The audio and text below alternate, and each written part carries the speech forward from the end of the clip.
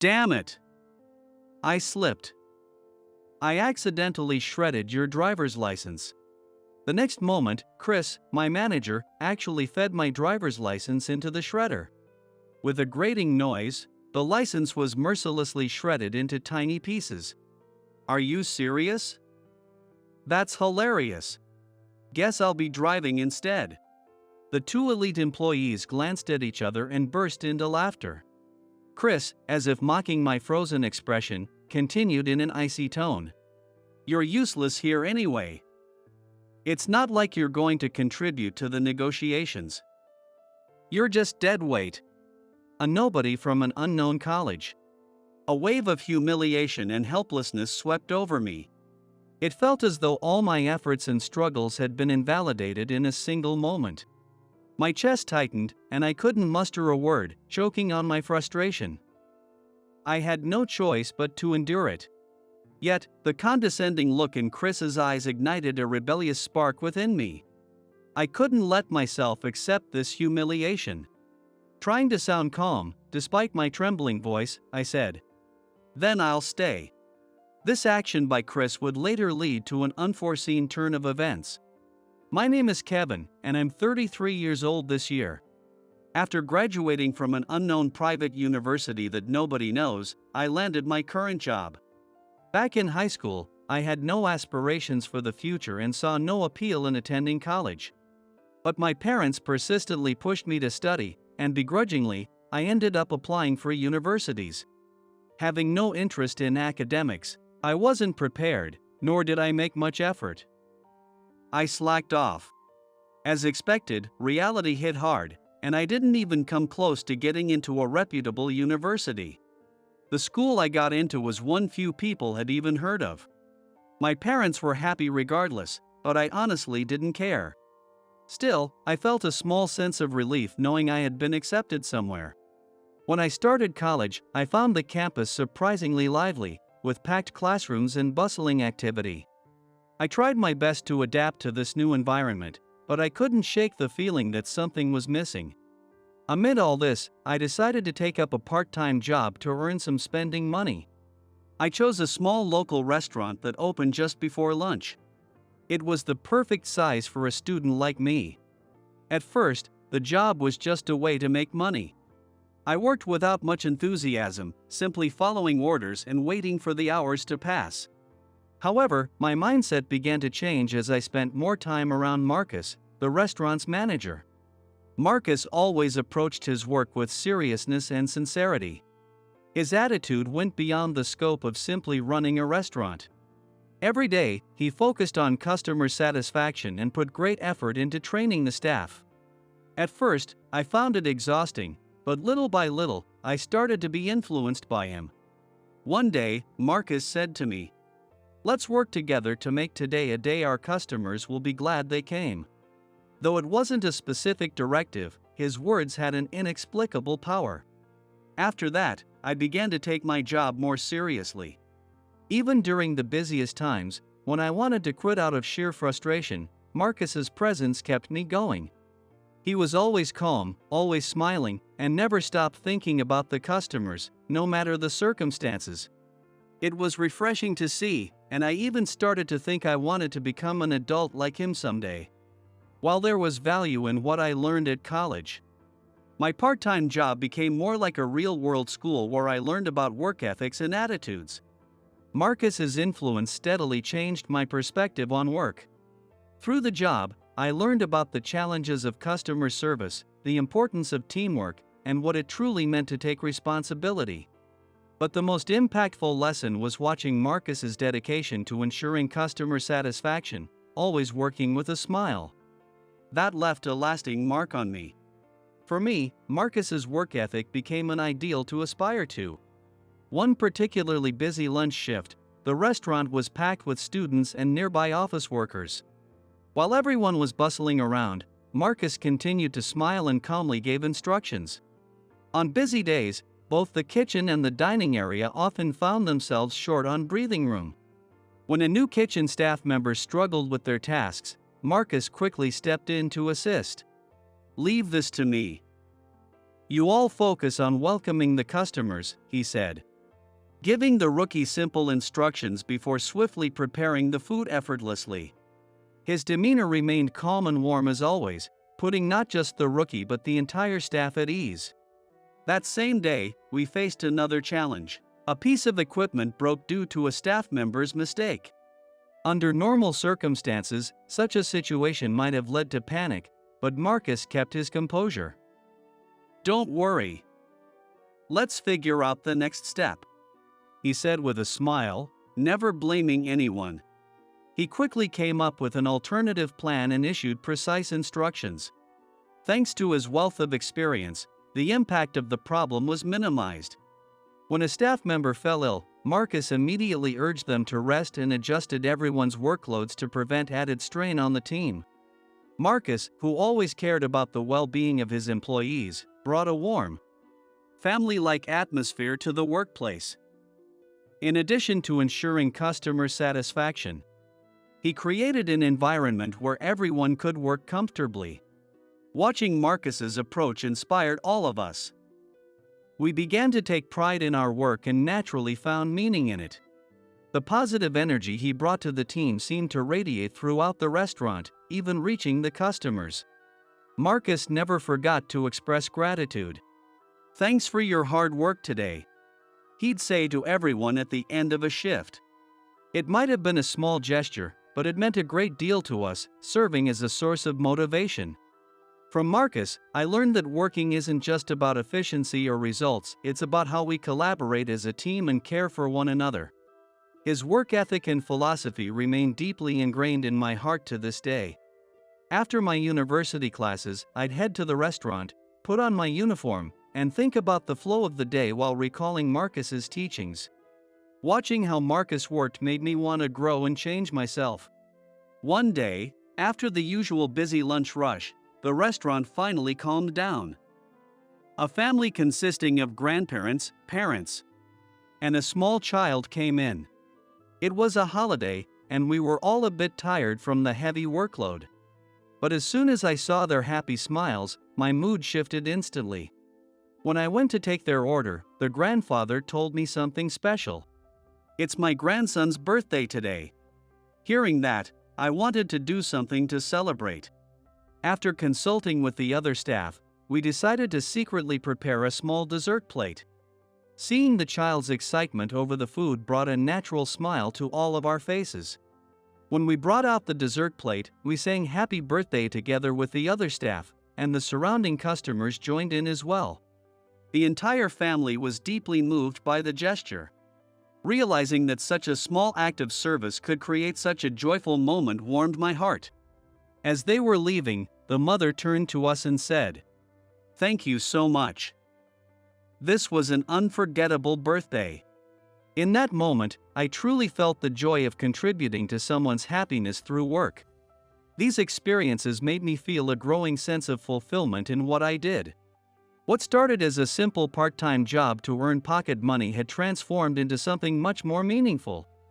The words of gratitude from customers became the greatest reward. Marcus often told us, it's the little connections with customers that elevate the atmosphere of the restaurant. Through my own experiences, I began to understand the truth behind his words and what it meant to be a professional. When I first started the job, I never imagined I'd take it so seriously. But now, I know that this experience has become a valuable asset in my life, a pivotal chapter that made me reflect on how I want to move forward.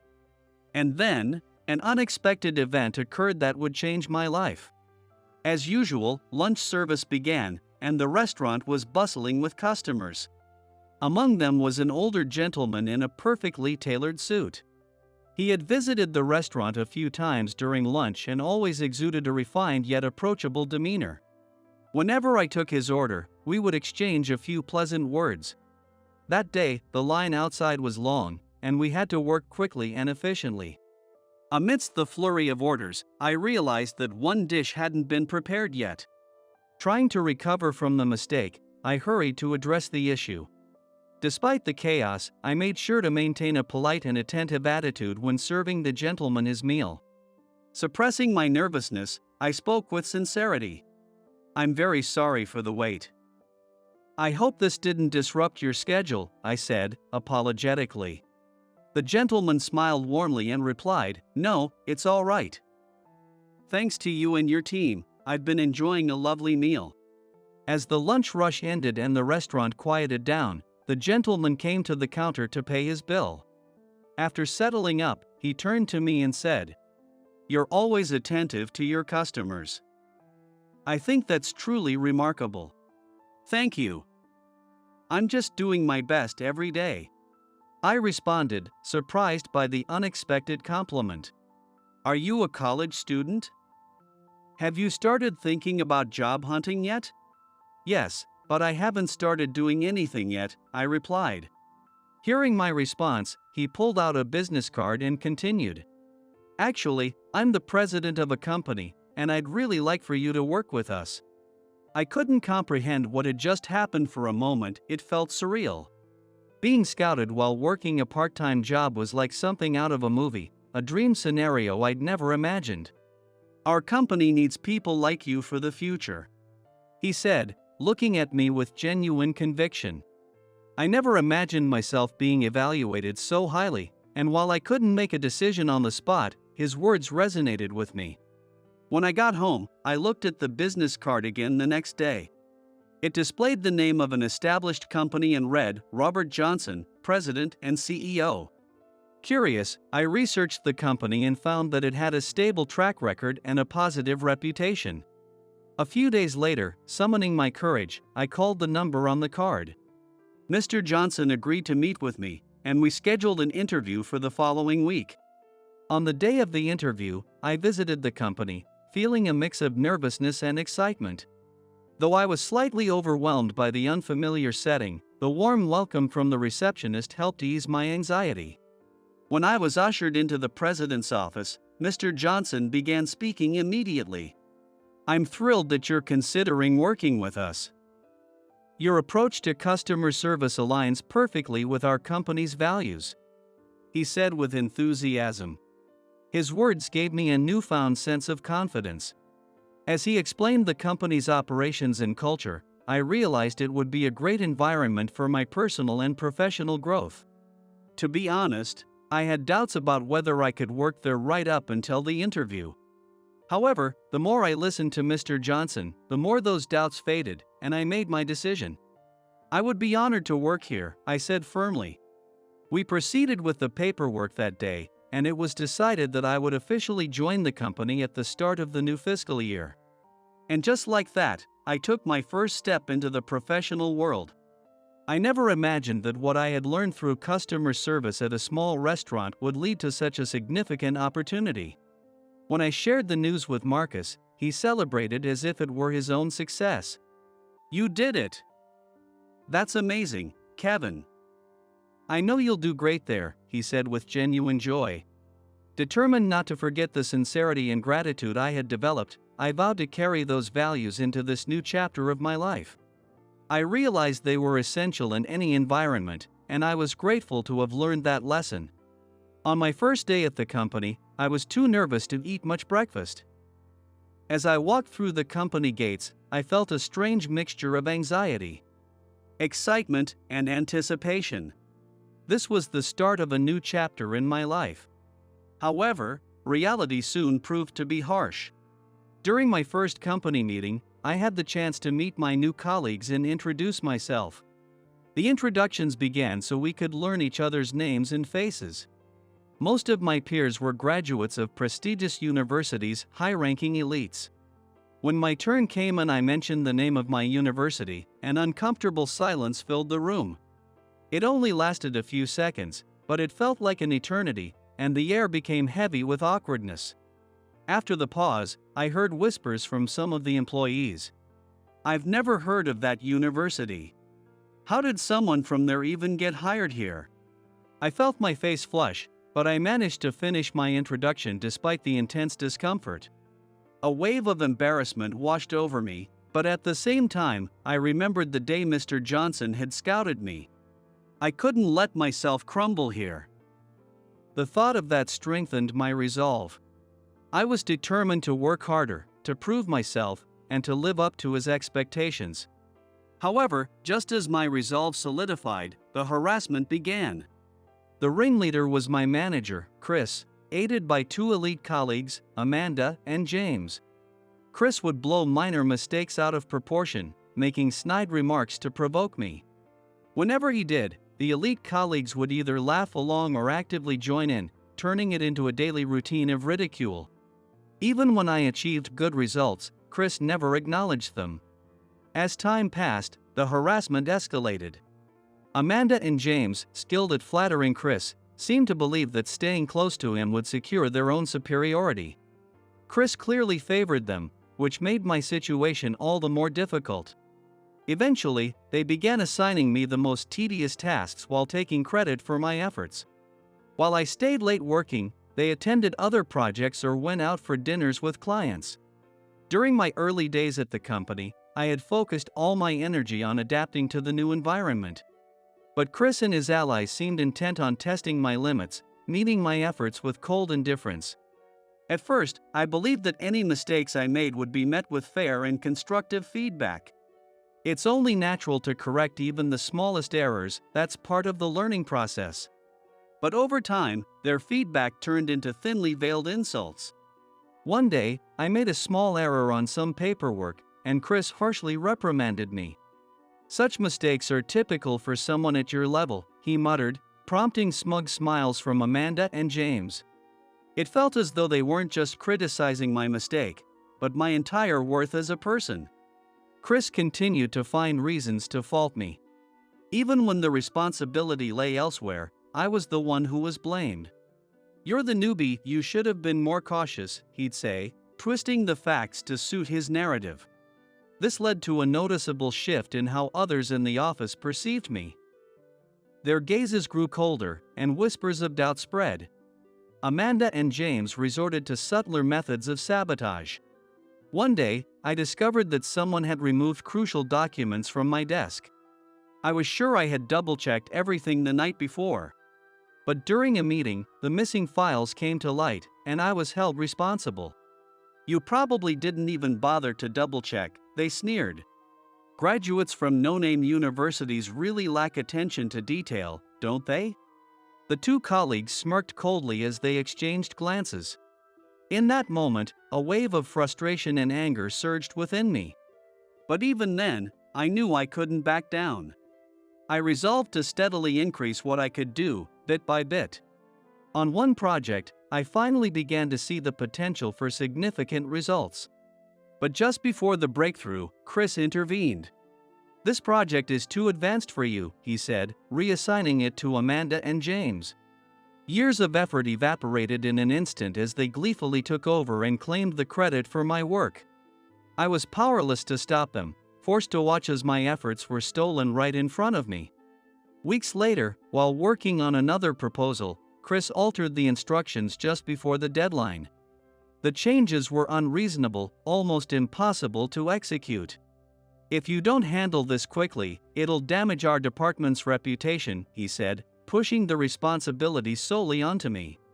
In the end, even the project I had poured my heart and soul into was claimed by my elite colleagues, who took credit for the finalized proposal and received all the praise. To make matters worse, there was an incident where an important client meeting was supposedly cancelled.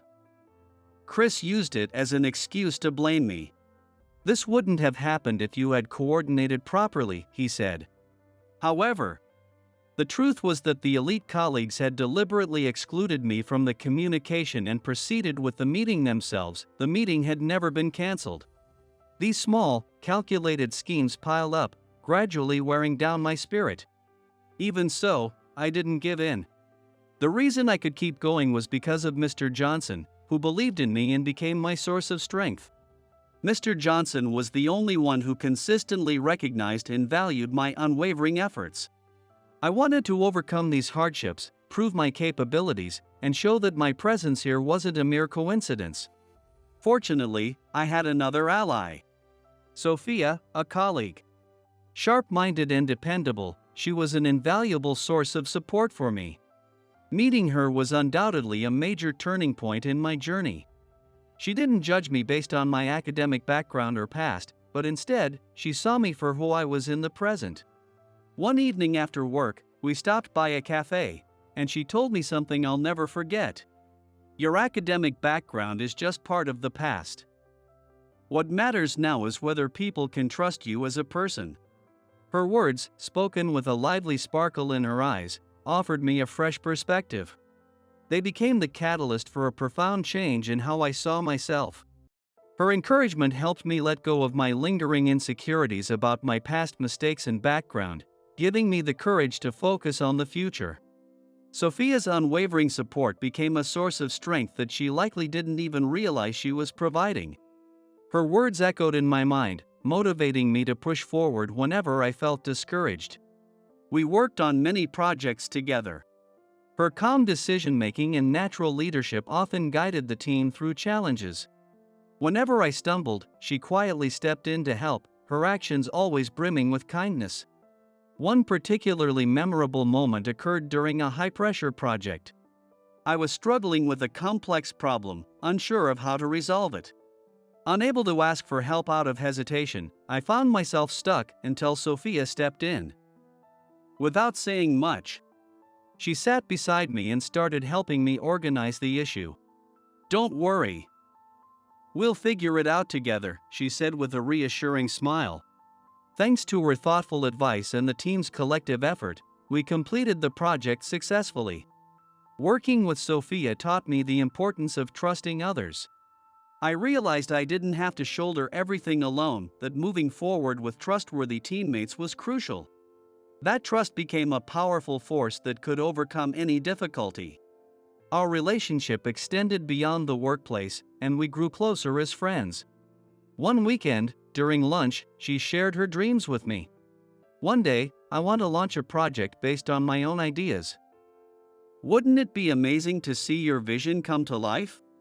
Her eyes sparkled with hope as she spoke, and her words reignited a dormant sense of ambition within me.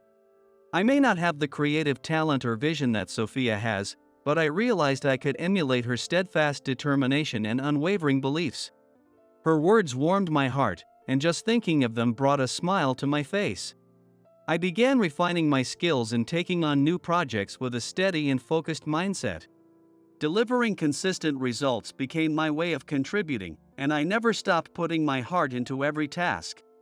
I believed that someday, my efforts would be rewarded, and I resolved to keep pushing beyond my limits. Despite enduring constant harassment, I trusted that overcoming these challenges would help me grow stronger. I held on to the belief that someone out there would recognize my hard work, and I persevered. One night, as I was working late on a new proposal, I heard a voice behind me. "How's the new proposal coming along? Can I take a look?" I turned around to see Mr. Johnson, who had also stayed late. This unexpected opportunity allowed me to present my past achievements and new ideas in detail. "I really admire your dedication. You're doing excellent work," he said with a smile. Hearing those words from someone who believed in me made all my struggles feel a little more worthwhile. Not long after, I was entrusted with leading a major project within the company. As my performance began to shine, the attitudes of my colleagues gradually shifted. The tasks that Chris and the elite colleagues had tried to discard or dismiss were ones I consistently delivered on. And my efforts started gaining recognition within the company. Other managers began trusting me with responsibilities, which only deepened my sense of fulfillment. Contributing to the company through my work became my greatest source of pride. I held on to the belief that unwavering effort would always lead to results. That conviction not only helped me persevere but also set my career on an exciting new path. One day, I received an email. Its content was almost unbelievable. It was a request for a significant project from a major client. It happened on a bright, sunny morning. As usual, I sat at my desk, sipping coffee while checking my emails. That's when one particular email caught my attention. The sender was a client from a large, well-known corporation. The subject line read, "Special request for you," and a wave of tension coursed through me. With a mix of anticipation and anxiety, I opened the email. As I read through the message, a sense of surprise and joy began to well up inside me. The email outlined an enormous project, one unlike anything I had handled before, and the responsibility was being placed in my hands. It was a moment of exhilaration and pride, a recognition of the small successes I had accumulated over time. Still, a question lingered in my mind: why me? As I continued reading, I found the reason for why I had been chosen written in the middle of the email. The reason was somewhat unexpected. It was because of a particular action I had taken during a previous project that had been highly valued. I couldn't immediately tell what they were referring to, but as I read further, I realized it was probably about that project. It was a project where the team was struggling to unite and faced significant challenges. With the schedule tightening and pressure mounting daily, there was still no clear solution in sight. The team's morale was low, and it was obvious that everyone was frustrated. I was driven by an overwhelming desire to make this project a success. So, I took it upon myself to step into the role of leader, strengthening communication with the team and exploring ways to maximize each member's strengths. To make it easier for everyone to open up, I invited each member individually to a cafe, encouraging them to order whatever they liked. We started with casual conversations about their favorite menu items. Once the tension eased, I asked them how far they'd progressed, where they were stuck, and about their backgrounds. I also encouraged them to vent their frustrations about the project. Not only did sharing their thoughts lighten their emotional burdens, but it also revealed areas for improvement and provided insights beyond my expectations. Understanding each team member's hobbies and interests, something that rarely came up in the workplace, gave me valuable hints for task distribution within the project. Additionally, pairing members with similar interests made communication more seamless, which helped the work progress more efficiently. Although some questioned the logic behind this approach given the tight timeline, it proved to be the right decision. Immediately after these one-on-one meetings, I reorganized the team and held a strategic meeting. This project's success wasn't something that could be achieved by a single person. I worked diligently to explain my strategy and to build a system where each member could fully leverage their strengths.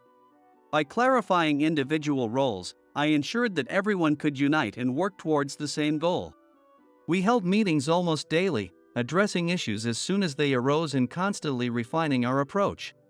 The process of inching closer to our goal felt like climbing a steep mountain, step by step. As the project leader, I gained a renewed appreciation for the power of teamwork and the immense responsibility that comes with leadership.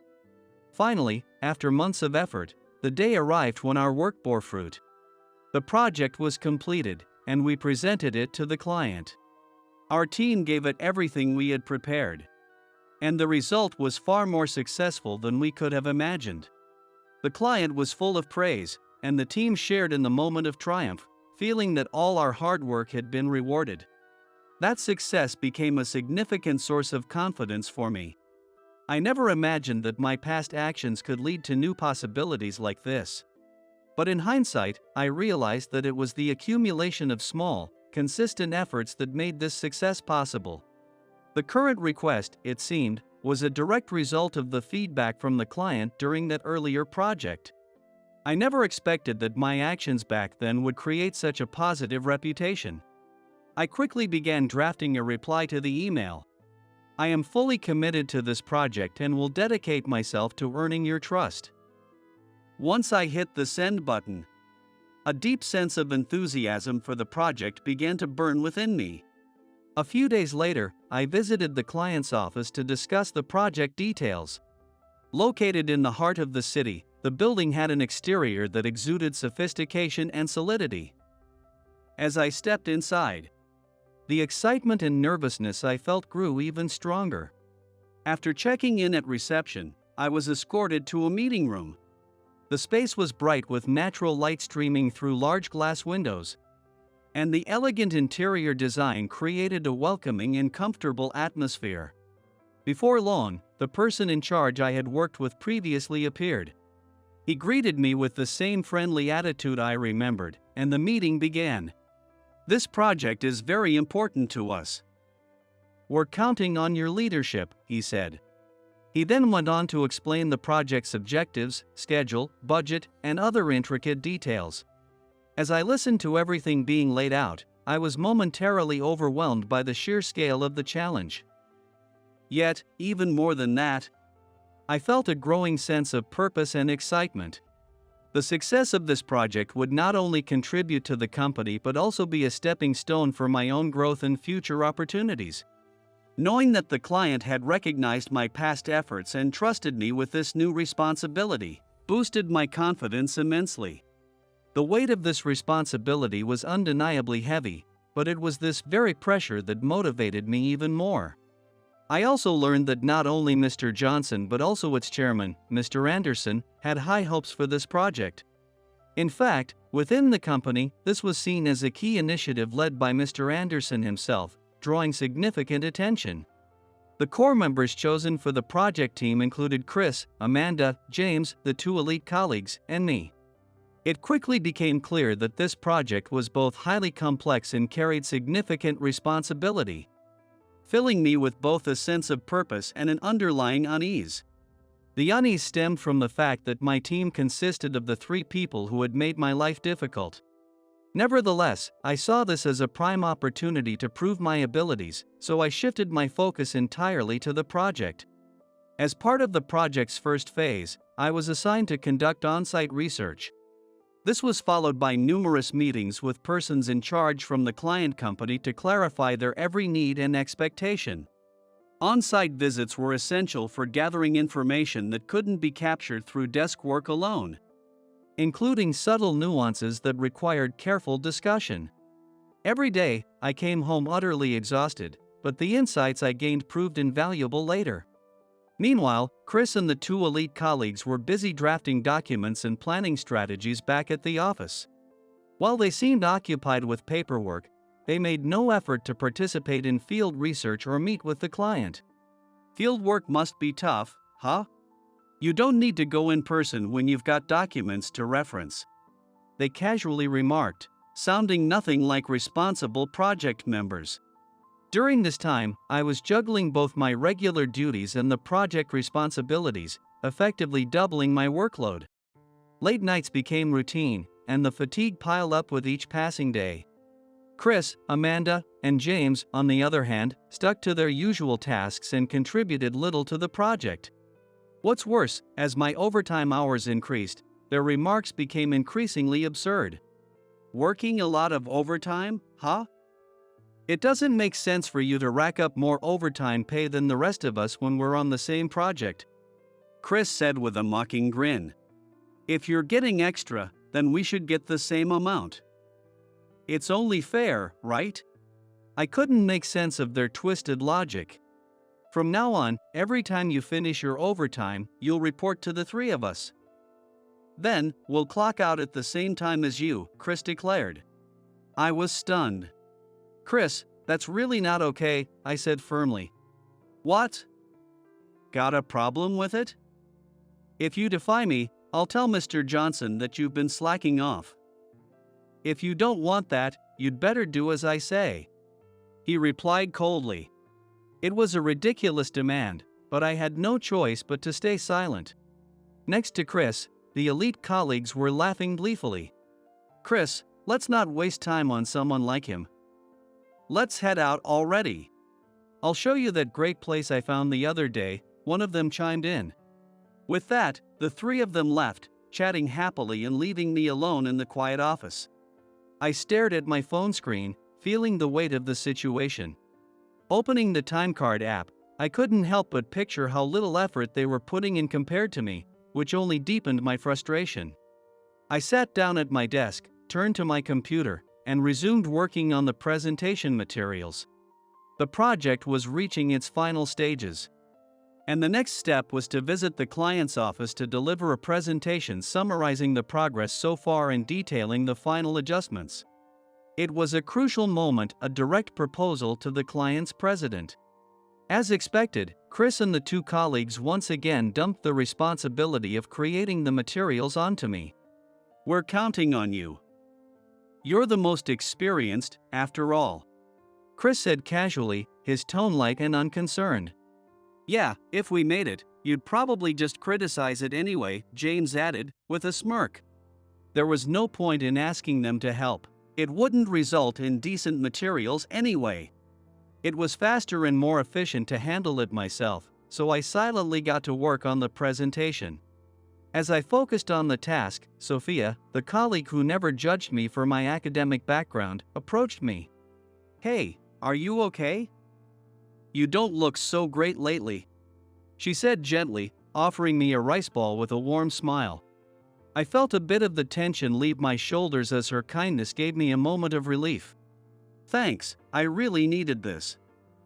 I was getting hungry." "But honestly, those three are something else, right?" I replied, showing her my phone screen.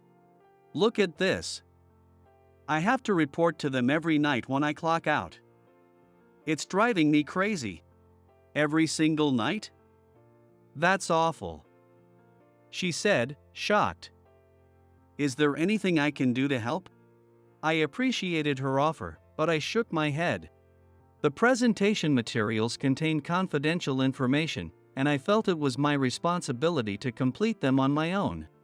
Even so, just having her there made me feel a little less alone. The pressure was immense, so much so that I sometimes dreamed about working, even in my sleep. However, this was also my chance to make the most of all the research I had done so far. I worked on the presentation materials until the very last train home. To create materials that accurately reflected the client's needs while being clear and persuasive, I had to repeatedly refine the information and review the presentation's flow. After several days of relentless effort, I finally completed the presentation materials. Each night, I stayed late at the office, only to collapse into bed as soon as I got home. Often, I barely ate, and the accumulated fatigue left me dizzy at times.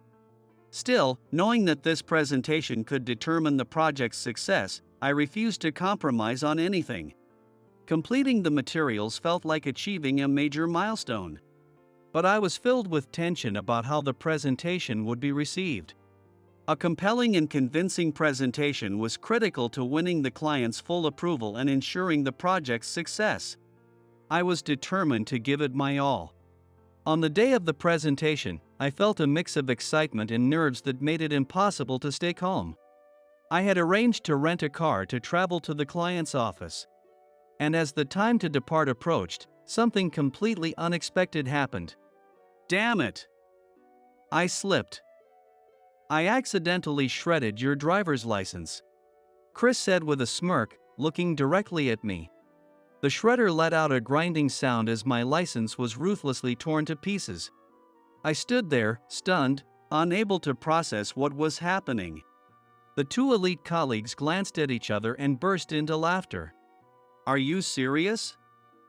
That's hilarious. Guess I'll do the driving then." One of them joked mockingly, volunteering with an exaggerated tone. Then Chris turned his icy gaze on me and delivered a cold, cutting remark. "You're unnecessary. You're just dead weight, doesn't matter if you're here or not. A nobody from an unknown university like you is just a burden." His words cut deep, and a wave of humiliation and helplessness washed over me. It felt like all my effort and hard work had been dismissed in an instant. My chest tightened with frustration, and I was too choked up to respond. I could only stand there, frozen. But I couldn't let myself accept this humiliation. Anger welled up from the depths of my heart, but I swallowed it back, forcing myself to speak in a trembling voice. "Then I'll stay." Chris's contemptuous gaze only fueled the fire of defiance within me. No matter how much they looked down on me, I would prove my worth on my own terms. As I watched Chris and the two elite colleagues leave for the meeting, I reaffirmed my resolve. I wouldn't let my hard work go to waste. No matter what, I would secure success. After they departed, I focused on what needed to be done and decided to take action. What happened next was something I learned about a month later from my supportive colleague, Sophia. Chris and the two elite colleagues arrived at the client's office, walking confidently into the meeting room.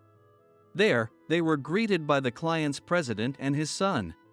The son looked at the three of them curiously and asked, "Oh, you're the ones who came? That's odd, I was told someone else was handling this." "Because, well, you three are." Before he could finish, Chris interrupted, cutting him off mid-sentence. "Well, you see, that guy made an unbelievable mistake just before we left. He shredded his driver's license. So, the three of us came in his place," Chris explained, brimming with false confidence. "He's just a nobody from an unknown university. We, with our prestigious backgrounds, will handle the presentation," Chris declared confidently. With that, he set up the computer and began the presentation using the materials I had prepared. However, as soon as he started, Chris became flustered and stumbled over his words. "Wait, there aren't enough explanations here. Where's file 3? I had designed the materials to be concise, focusing on key points while leaving the detailed explanations for verbal delivery to avoid a dull presentation. "That's not it, Chris," James said, trying to help. "That file has a different name." "Shut up. Don't contradict me." Losing his composure, Chris began taking out his frustration on James, who was trying to help. "Wait, wasn't this where we were supposed to adopt Plan A?" "No, that's wrong. It was switched to Plan B. I thought we agreed on Plan C." The three of them descended into a heated argument right there in the meeting. At that moment, the client's son, who had been quietly observing, finally spoke. "That's enough. We've seen all we need to." As it turns out, the report we received was accurate. "Earlier today, we were informed by your company that the three of you have been terminated effective immediately," the client's son said calmly. The three of them froze, their faces blank with confusion. "If you need clarification, you've been instructed to open file 7, he added. In a panic, Chris quickly opened the file. Inside, the message read, "Due to prolonged harassment and falsification of time card records, the following 3 individuals are hereby dismissed effective today for gross misconduct." Below the statement were their names. Unable to respond, the three of them sank into their chairs, staring at the ground. "Well, that's how it went." "You've really worked well," Sophia said with a warm smile. "Thanks." "I'm just relieved the client's president liked the presentation," I replied. We clinked glasses to celebrate and exchanged a smile before taking a sip. "I'm glad it all worked out, and giving those 3 a little surprise was just the cherry on top," Sophia added with a mischievous grin. "The 2 of us were having dinner to celebrate the successful presentation and the new contract." To my surprise, I learned that Sophia and the client's son were childhood friends.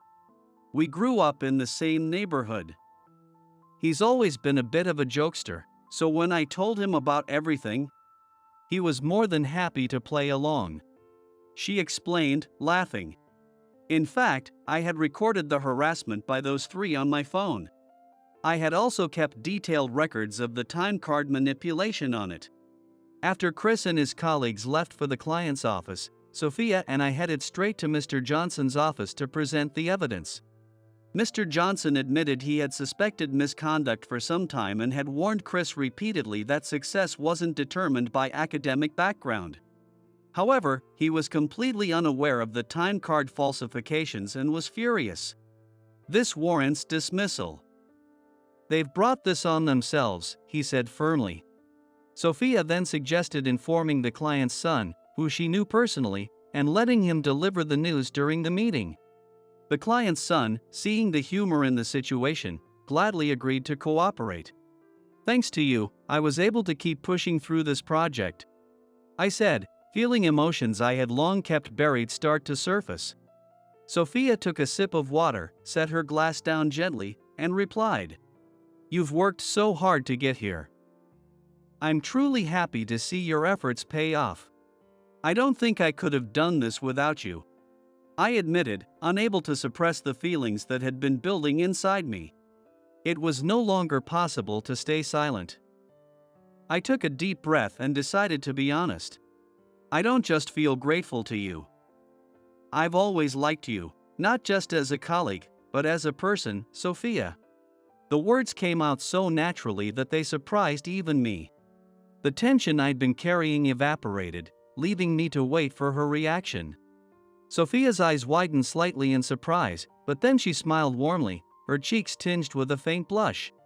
"Thank you," she said softly. Her expression was calm and a little shy, but her words carried sincerity. "I've always been moved by your honesty and dedication during our time working together. I'm so glad we can finally be open with each other like this," she said. We shared a quiet smile and turned to look out at the night skyline, the city lights twinkling like a celebration just for us.